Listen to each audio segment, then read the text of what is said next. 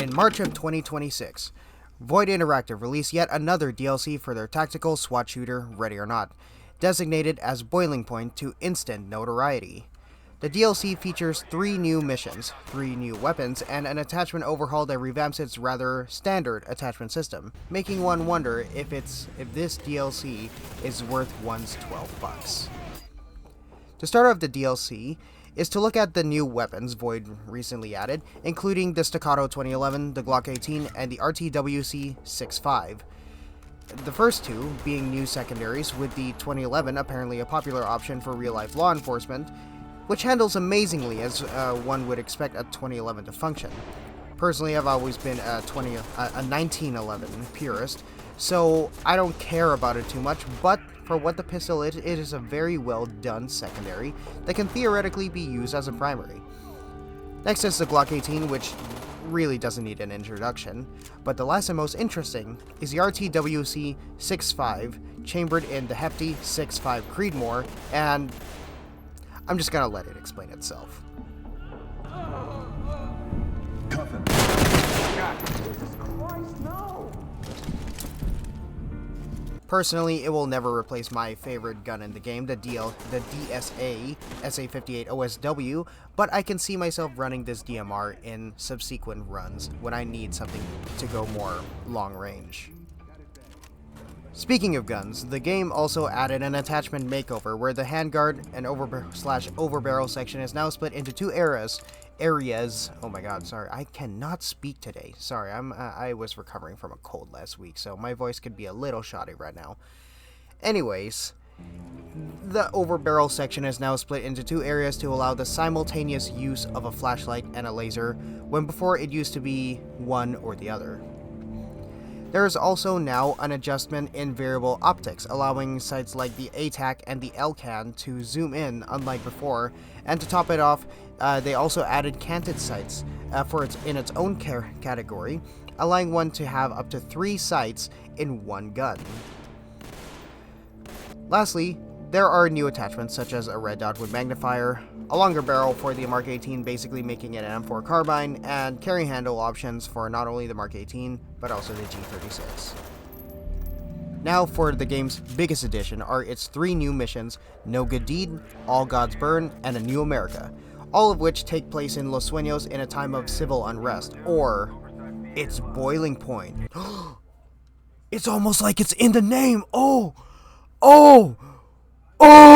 No Good Deed takes place in a theme park, while assailants dressed as police have released chemical weapons into it. All Gods Burn take place in the midst of an ongoing riot, while the Unity Trust Bank of Los Sueños undergoes a robbery. And the last and most interesting one is A New America, set in Los Sueños City Hall, as a new faction, known as the MLO, have taken its occupants hostage. The 3 levels map design feel more simplistic, unlike other missions, and smaller, while packing as much detail as possible, such as No Good Deed, adding stuff such as a haunted house, an arcade, restaurants, and more, all in an otherwise small map. Same thing for A New America, that is filled with small rooms and traps, making one wary of potential outlets for the MLO to get the drop on the player.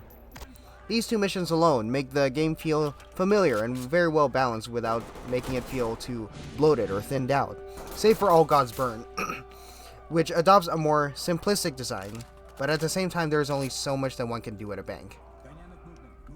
Regardless, each mission, for the first time, felt that regardless of option, all of them are really good, compared to the previous DLCs which always had at least one map feel like a weak point. However, on a more interesting perspective, the DLC also adds in a new and more story-driven narrative that changes the game, indicated by a new look at the LSPD headquarters as it now erupted into a point of protest. However, to keep things light, here's a spoiler warning, so skip to this point if you want to see the narrative unfold yourself. Essentially, to better understand this narrative is to refer to Seed Butter's judgment theory, which essentially paints the image that the player character, aka the protagonist, aka David Judge Beaumont, is a sleeper agent trained by the government to usher in a new age for America via influencing the LSPD. This DLC ties into that, as Seed Butter's theory is being proven true with the presence of the MLO, better known as the Mariposa Lily organization, which are revealed to be escaped experimentees of Project MK Ultra. Hence, they somehow have a connection to Judge, as they end up hijacking the game's talk to him specifically in A New America. This changes the game's narrative from a series of unfortunate events to a conspiracy thriller to find the truth behind Judge as a character.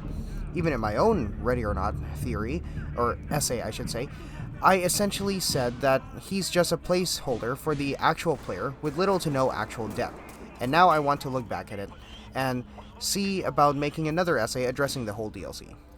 Anyways, I'm just gonna leave it there to not completely switch subjects, so. Anyways, spoiler time over.